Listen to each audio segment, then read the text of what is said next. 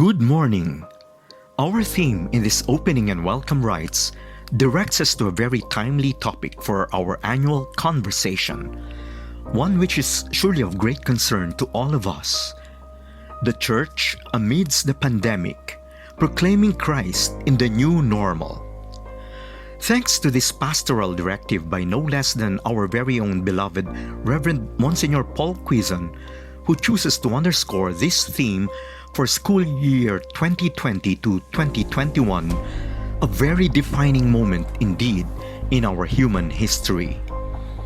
As lovers of the Catholic faith and advocates of Christian humanism, it is but not only timely but also very relevant and necessary that we, the Church, who specializes in the pursuits of the true, the good and the beautiful, should invest considerable time and passion on initiatives, energy, and creativity in responding to the new challenges of our times posed by the COVID-19 pandemic.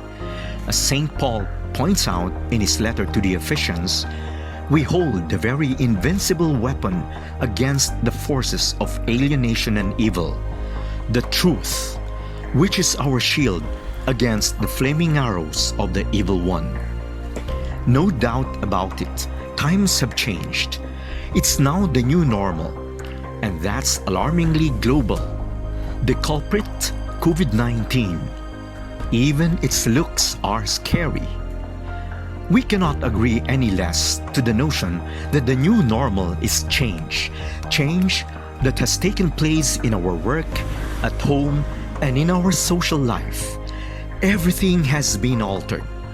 All of us are adapting to isolation and lockdown, and it's inducing so much physical vulnerability and mental anxiety.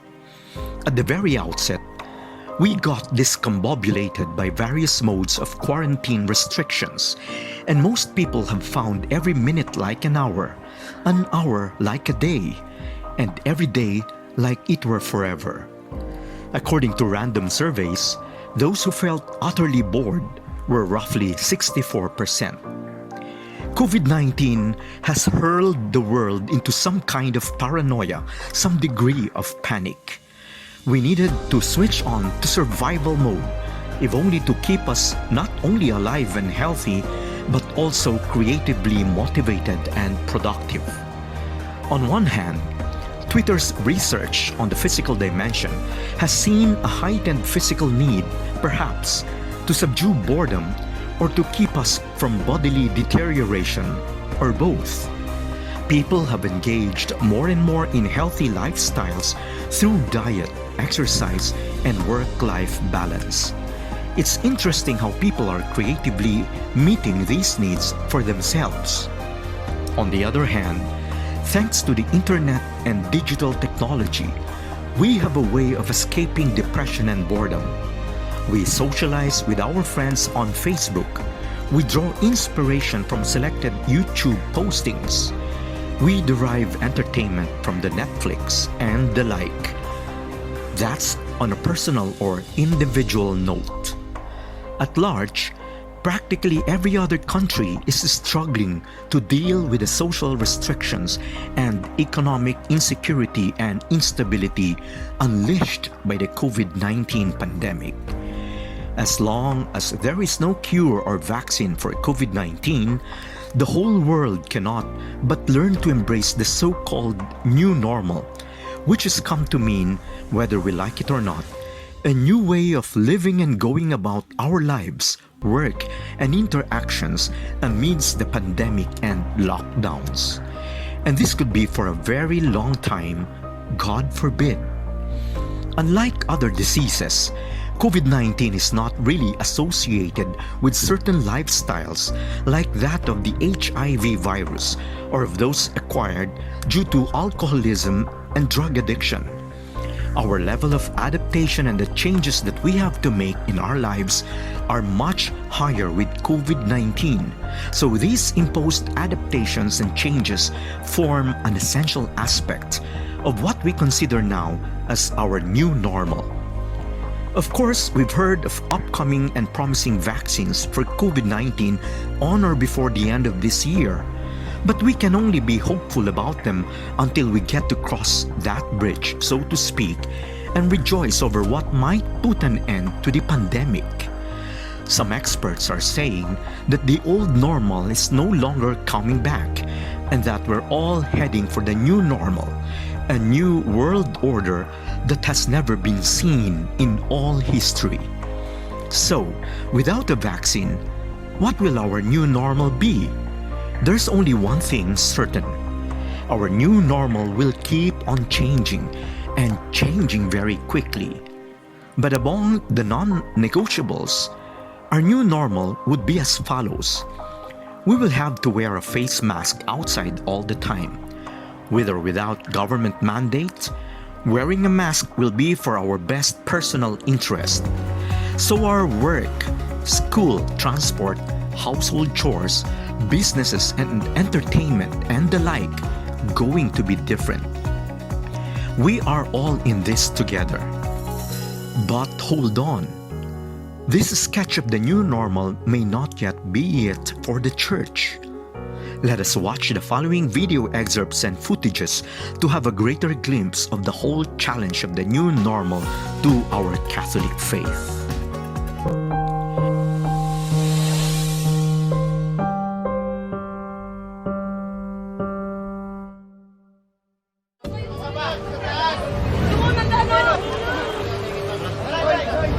Kanina dalawang pila. Ito na pinakahuling ticket na i-release namin. Wala na po, 520. Anak ko masakit. Sabi ko, gawa na ng paraan. Sorry, but we cannot sell any more tickets. Community quarantine is hereby imposed in the entire of Metro Manila.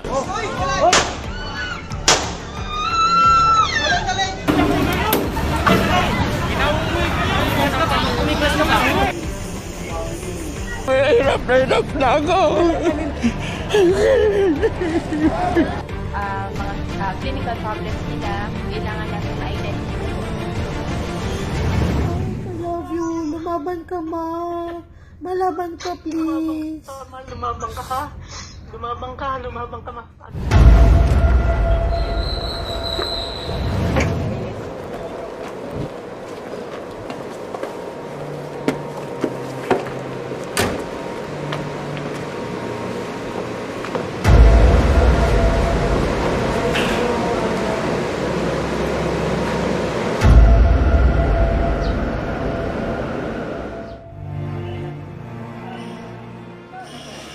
Ito na nga ang ating new normal. Isang bagong realidad na kailangan nating harapin. Baka hindi pa tayo handa. May mga natatakot, may mga nangangamba, pero kailangan nating magpatuloy. Itong nakaraang mga buwan, parang hindi totoo. Parang isang masamang panaginip na sabay-sabay nating nararanasan. Kaya para maintindihan kung paano tayo umabot sa puntong ito, kailangan natin balikan yung kwento.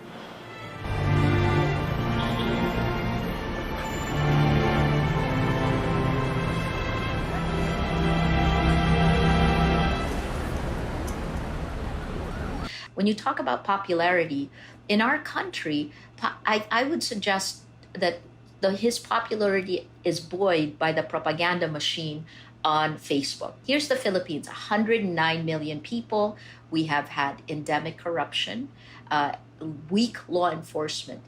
And President Duterte has molded this in a whole different way. He's increased the salaries of our military and our police. The police have led the charge in the killings of extrajudicial killings. The government denies this, of course, right? What they will say is that the police has killed 6,000 to 7,000 people.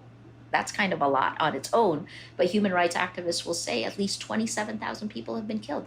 Now that we're in the middle of this pandemic, how would you say that has affected life on the ground politically? First is, when you have a virus, there's no us against them. Fighting a virus means the government must deliver. And when it doesn't deliver, real people die, right? So that's the first. So it's a huge challenge for the Duterte administration. And it reacted the way you would expect, which is, it has a hammer. The COVID-19 response is led by retired military generals. So we have a very militaristic response and not enough of the public health part, not enough doctors involved in this. We're now in the 15th week of a lockdown, and the incidence of COVID continue to increase. When the lockdown happened, the number of tests that had been done at that point, this is in March, was about 12 tests for every million Filipinos. Now we're at about 6,400 for every million Filipinos, but still not enough, right? So number one, the government must deliver. It has a huge challenge, and you would think that it would kind of do a whole of society approach and bring everyone together. That's not the case. The second is the military and the police have taken larger roles. And President Duterte, in late night ramblings, has told the police that if Filipinos break quarantine, that they should, and these are his words, shoot them dead. And that's actually fueled Filipinos who are stuck at home to go out online, and for the first time, the day after President Duterte said that, hashtag Oust Duterte now trended #1 overnight and globally as well. That would have been unheard of. These sad and disturbing realities have manifested that mind-boggling shift from the old normal to the emerging new normal, like a raging storm subsiding into some calmness that's still shivering from the threat of a relentless virus. Certainly, the Church is not spared. Indeed, the Church is yet in this world, struggling and being confronted by huge waves from all sides of the complex mystery of life and existence. Let's take a look at this. You wrote in a recent post, Your Eminence, that the Pope is giving the sheep to the wolves. How so? Yeah, because if you know those 7 people, and how can they become bishops? Because 2 of them are not observing the law of celibacy. That's notorious. Everybody know. So I may be big sinner, but they are public sinners. So it's a scandal to make them bishops. We should be clear for the audience, Your Eminence. These are 7 excommunicated bishops. They were never accepted by the Church, but after this deal, the Vatican normalized them and elevated them, made them heads of diocese, pushing out bishops who had been loyal to Rome and part of the underground church for years. That was the background bishops here. Yeah, because in those 7 dioceses, there are 2 dioceses where there was already a legitimate bishop, and they would ask to step down. He's a priest of the Diocese of Charleston, South Carolina. He served as an Anglican priest before being ordained into the Catholic Church in 2006. He's also a well-known columnist and blogger. I spoke with Father Dwight Longenecker recently about his new book. It's a timely one. It's called Immortal Combat: Confronting the Heart of Darkness. Take a look. Now, you believe the Church has lost sight of one of its missions, direct confrontation with the devil. How so? Well, I think that in the modern world, a lot of modernist theologians and priests and prelates are a bit embarrassed by the supernatural aspects of our religion, a bit embarrassed also, I should say, by the cross and the idea of blood sacrifice and so forth. And so over the last 50 or 60 years, they've quietly been putting those things in the sort of ecclesiastical attic, and instead producing a faith which is much more about fellowship and happiness and making the world a better place and so forth. But this neglects actually the real streak of darkness and evil that is woven through our hearts and our society. In the book, you write, the Christian life is a battle or it is nothing at all. The baptized are warriors, and the Church is not mild, it is militant. What are you getting at there? And describe the 10 swords that you discuss in the book that you recommend for this battle that we all face. Yes, you know, the strain of militancy runs right through the sacred scriptures, from Genesis right through to the book of Revelation, where it says there was war in heaven, and Michael and his angels did battle with the great enemy. The Psalms are full of military sort of language. The Lord strengthens my hands, my arms for war, and my fingers for battle, and so forth. And it's also true in the lives of the saints, and down through history, the church has had a militant aspect to it. And we're not talking about jihadist Muslims who are cutting off heads and blowing people up. We're talking about a spiritual warfare. St. Paul says we do not fight against flesh and blood, but against principalities and powers in the high places. So this has been there right from the beginning. But again, in the modern age, we've been embarrassed by this. And to be honest, there have been incidents in the Catholic history, like the Crusades and so forth, which a lot of have been largely misunderstood and have been seen as a blot on our history. So they've quietly removed hymns like "Onward, Christian Soldiers" and "Fight the Good Fight," and tried instead to give us a much more easygoing marshmallow kind of religion. And I say now's the time to realize that it's a battle. We know that the church is not backing down. It's not really our fight, but Christ's. The thing is, we are all called and challenged to collaborate with the mission that our Lord Jesus Christ has entrusted to His church, to proclaim the victory of His resurrection once and for all over the effects of alienation and evil in our distraught world. But how? In the upcoming annual conversation of our beloved IIREF community, everybody is invited to participate actively and to contribute substantially. But you can't if you are not present.